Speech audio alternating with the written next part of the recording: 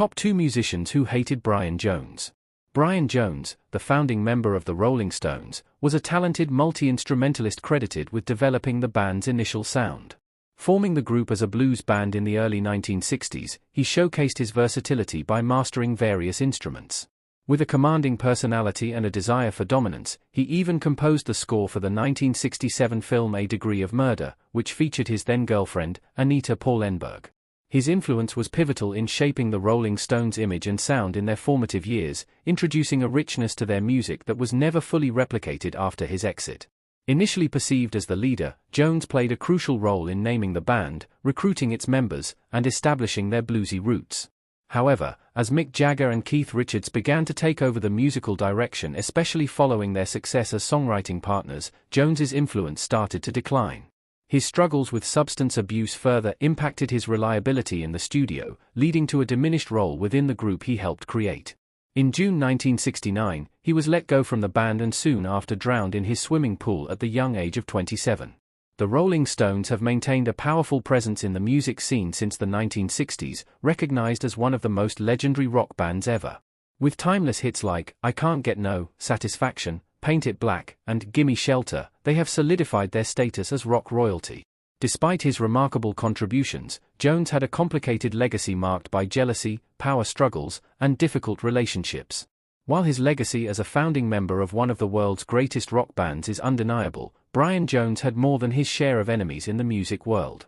Here are 2 musicians who hated Brian Jones the most. Mick Jagger. Mick Jagger is often seen as the leader of the Rolling Stones, whose title originally belonged to Brian Jones, who passed away in 1969. The prolific songwriting partnership between Jagger and Richards produced some of the most iconic rock songs, while Jones struggled to add to the creative output. Furthermore, Jones's desire for recognition amid his diminishing role reportedly fueled his ego.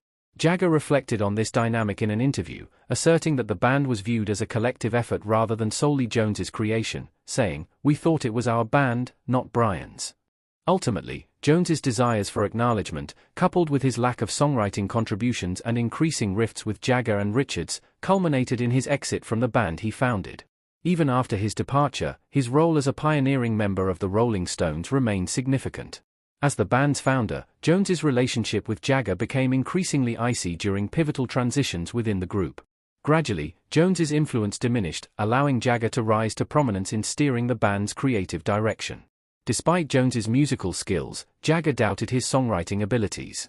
In an interview with Rolling Stone, Jagger remarked that Jones felt jealous as he and Richards began collaborating on songs, sidelining Jones from the songwriting process. Jagger bluntly stated, "Brian had no talent for writing songs. None." This envy and lack of songwriting contribution led to interpersonal tensions. Keith Richards. Richards described Jones as struggling particularly with the pressures of fame, especially the intense scrutiny of teenybopper stardom, which led to his decline and became a liability for the band as they faced mounting pressures. He reflected on their relationship, recalling their closeness in 1967, which soured after a problematic trip to Morocco due to Jones's erratic behavior. Keith Richards was candid when discussing Brian Jones, stating, "Brian never wrote a single finished song in his life." He acknowledged that although Jones may have developed fragments of songs, he never completed them or shared them with the band due to his paranoia.